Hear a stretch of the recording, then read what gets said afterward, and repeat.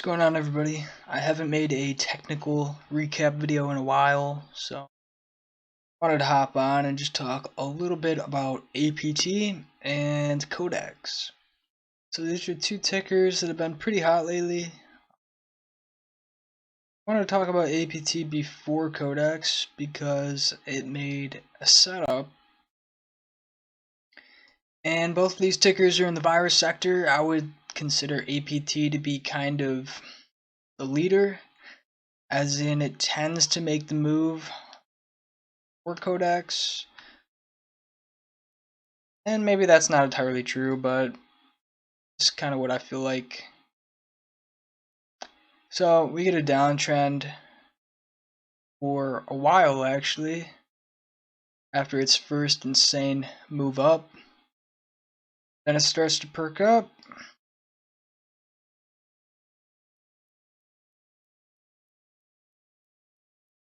Alright, so you get the first perk, pulls back, a micro pullback, and then you get the next candle surging up even harder.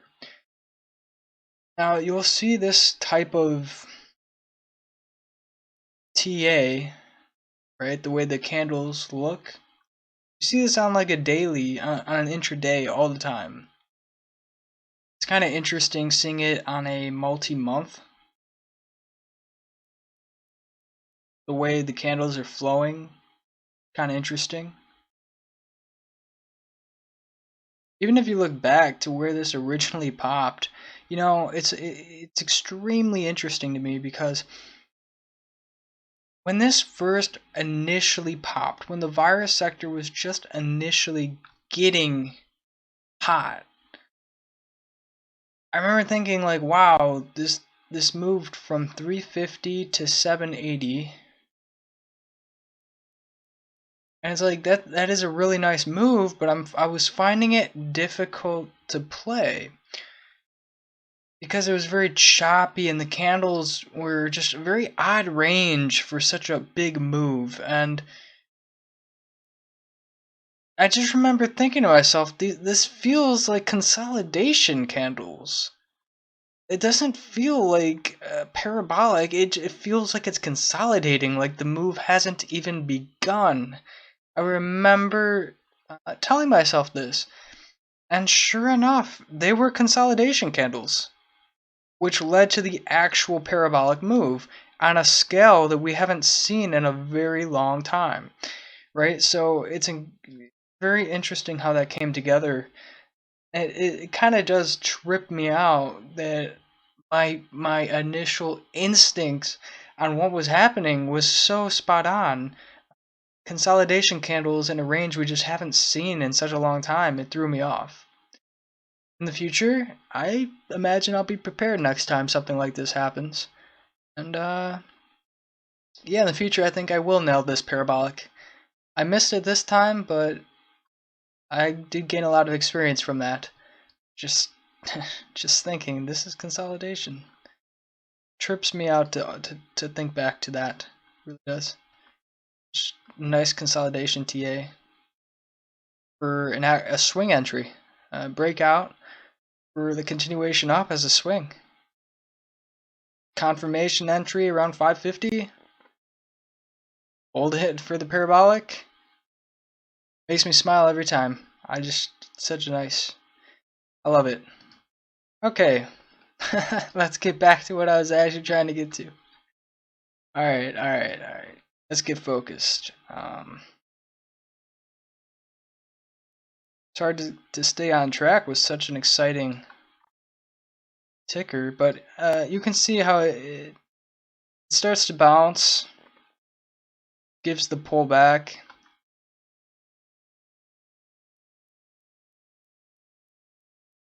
and then a nice pop, holds, and then just a nice rip from the 14s up to the 19. That was a really nice move, and I was impatient on this day, just like I was impatient with my CODX trades. You know, I want to go over this and show this because it is a nice example of how a sector leader will move, and then you can get some insight into some followers, and CODX, I would say, was a follower. So let's take a look at CODX now. CODX took a little longer to have its massive pop, but you can see it's kind of the same sort of thing where you just get the breakout of this downtrend, and then it really just consolidates. Not the cleanest consolidation. You get a couple, it pops on some news and then it pulls back for a few days and then it pops again, has another little micro pullback, and then you get this massive surge. So it took a little longer. You can see its massive surge day was on the 16th, and APT's massive surge day was on the 1st. So, is it related? Is it not related? Man, that's a hard one. That's hard to say.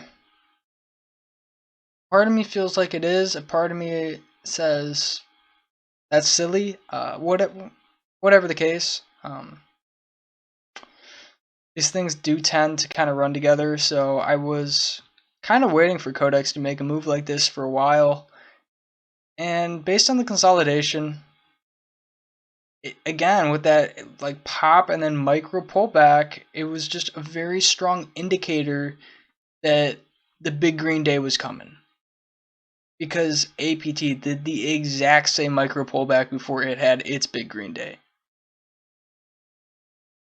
So now I get to go over my trades, and it's the same story with these trend plays that make big moves. I always tend to trade them like crap. I mean, let's keep it real. I just trade them so bad.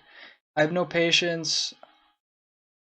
I think it's a maturity thing. As I mature as a trader, I think I'm going to be getting more patient, embracing the fact that I'm in a trend play that has a large scale and a lot of volume.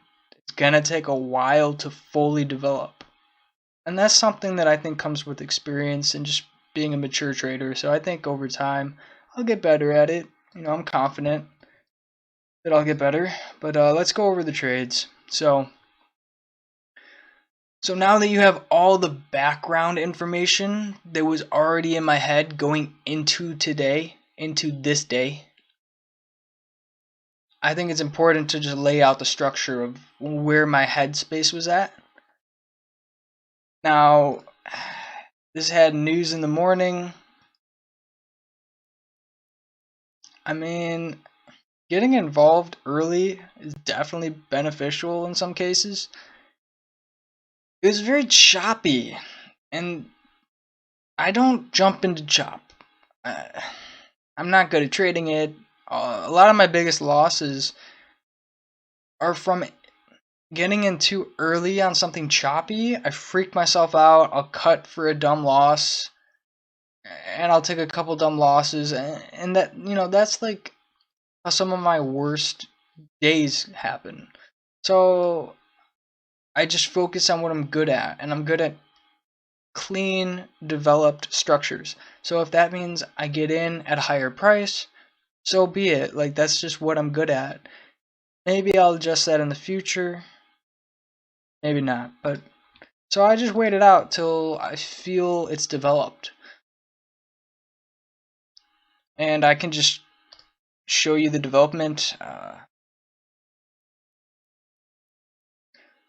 You look at it in a couple different ways, but essentially what I'm looking for is some sort of triangle or downtrend range that I can buy the trend change of.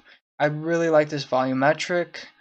I like how it washes, which suggests that it's ready for the next trend. Now, whether that's to the downside or the upside, that's something you have to watch for in real time, and you make that decision in real time, whether you think it's going to break down or up. As it turns out, we get the volume. and it goes to the upside. So I go ahead and I take 1,000 shares at 11.18.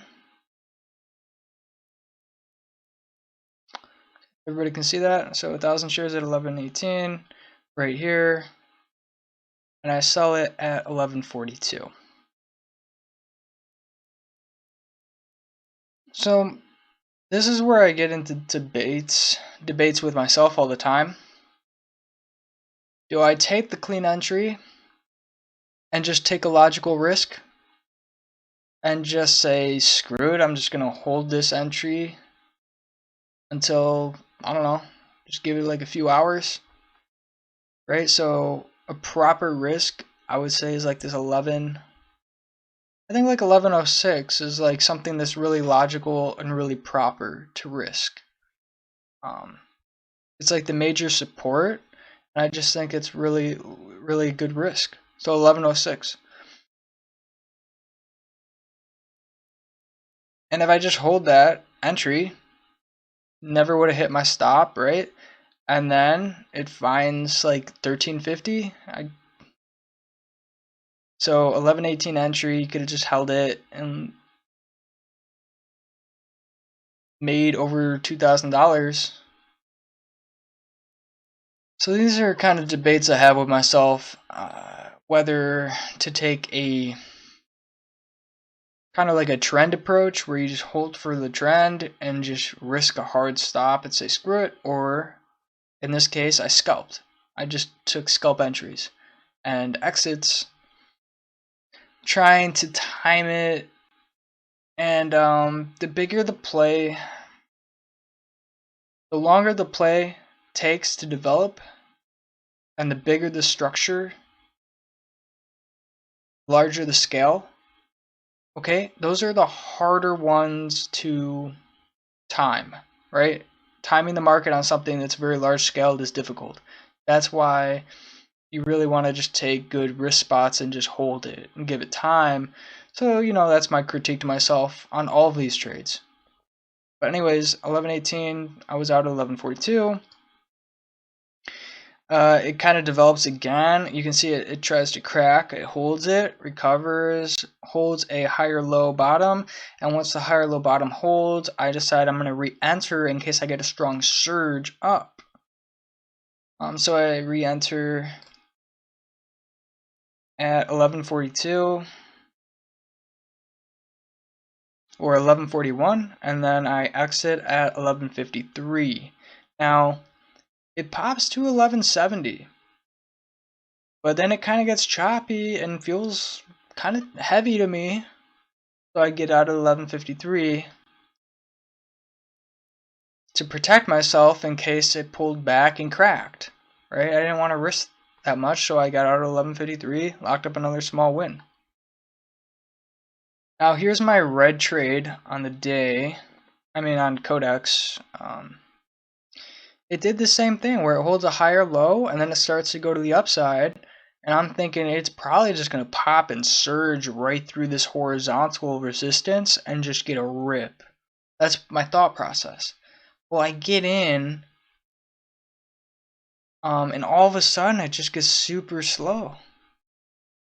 So I get in at 11.64, it just gets slow on me, and then it just starts coming down again. I'm like, I didn't expect this to happen.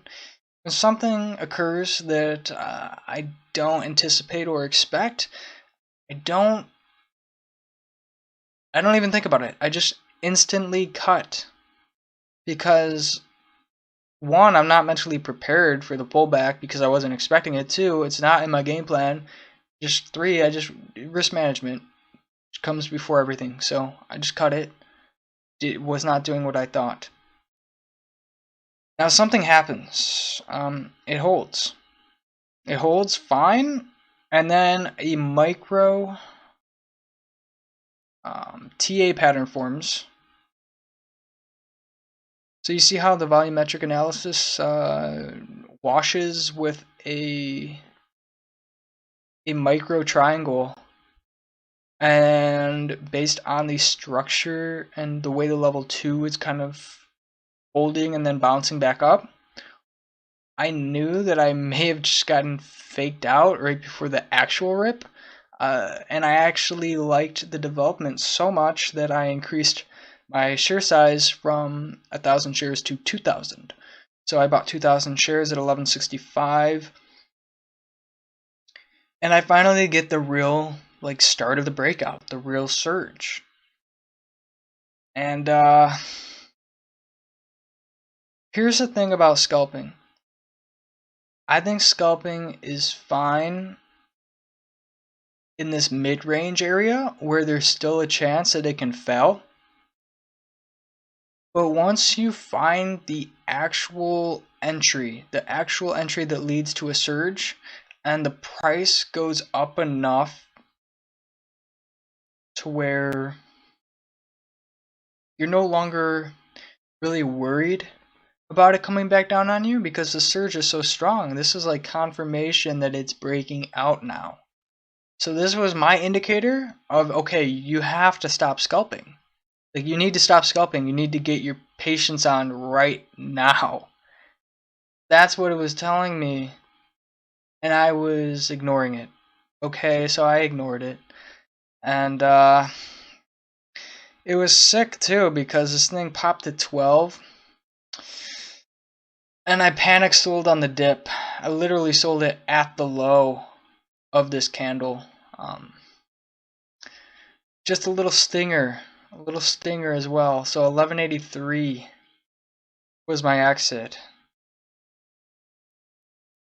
You know, I could understand if I had a sitting limit at 1199 and just scalped it 1165 to 1199. Like, that just feels a lot better to me because that's a $700 win. That feels a lot better to me than this 1183 sell on a micro pullback, like a panic sell. It's disgusting just looking back at this. It was very poorly executed, and yeah, I don't really have a good excuse for it. It's just really poor trading from me. And then it's pretty choppy in here, and look, you can see it gave me multiple solid entry zones. It gave me a perfect entry zone, which I nailed, and I didn't play any of the cheap morning entry zones. So look, I've got rules, and my rules are, if it starts to get overextended, I don't play it anymore. You know, it's like if I screw up the lower entry zones, I take responsibility by not getting involved at the higher entry zones, and instead I just watch and I force myself to embrace the pain. Alright, embrace the pain. When you screw up, take responsibility by not getting back involved and just watching it.